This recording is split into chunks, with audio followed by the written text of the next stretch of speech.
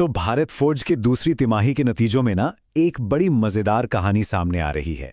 ऐसा लग रहा है कि कंपनी एक तरफ तो अपने पुराने बिजनेस में एक बड़े तूफान से जूझ रही है, लेकिन वही दूसरी तरफ नए सेक्टर्स में मजबूत किले भी बना रही है। आइए इसी को जरा समझते हैं। मैनेजमेंट का ये जो बयान है ना, ये समझिए कि पूरी तिमाही का सार है। उनका साफ साफ कहना है कि डाइवर्सिफिकेशन मतलब अलग अलग सेक्टर्स में बिजनेस को फैलाना आज इस मुश्किल समय में कंपनी के बहुत काम आ रहा है।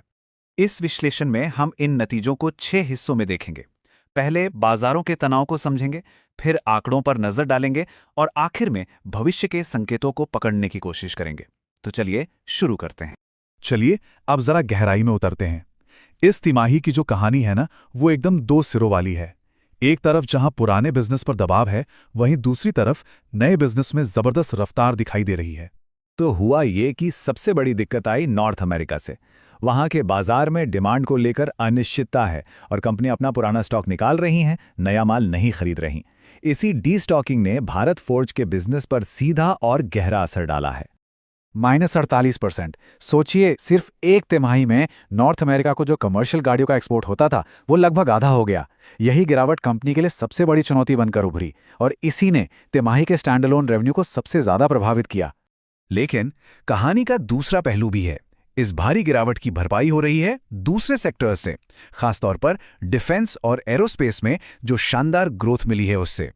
और यहीं पर कंपनी की डाइवर्सिफिकेशन की स्ट्रैटेजी काम करती दिख रही है।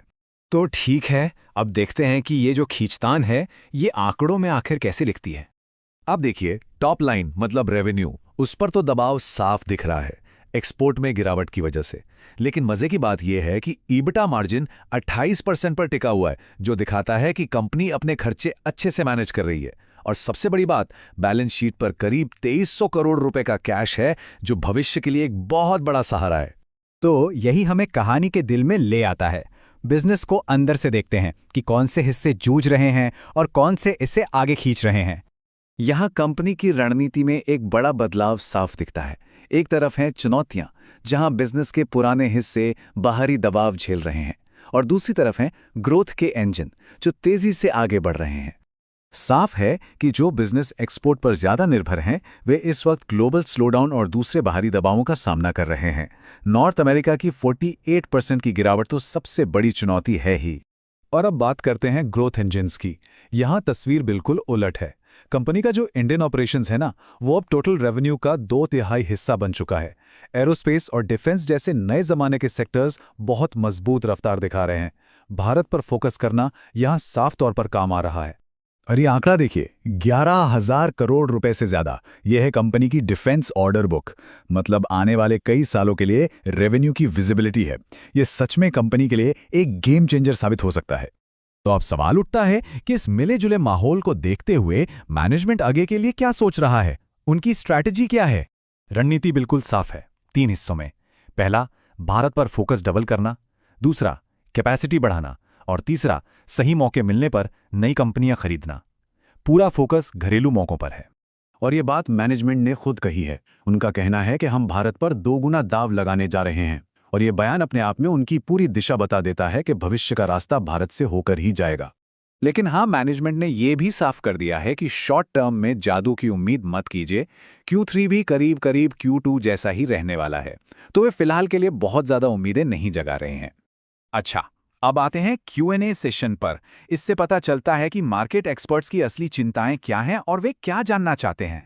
तो एनालिस्ट्स का फोकस 2 बातों पर था। एक, कि शॉर्ट टर्म में दर्द कितना और रहेगा, और दूसरा कि जो डिफेंस के बड़े बड़े ऑर्डर हैं वो कब हकीकत में बदलेंगे। मैनेजमेंट ने शॉर्ट टर्म पर तो सतर्क जवाब दिया, लेकिन डिफेंस कॉन्ट्रैक्ट्स पर थोड़ी और क्लैरिटी दी। तो इन सब बातों से ना कंपनी के लिए 2 तरह की तस्वीर बनती है। एक बुल केस मतलब तेजी का नजरिया, और एक बेयर केस यानी मंदी का नजरिया।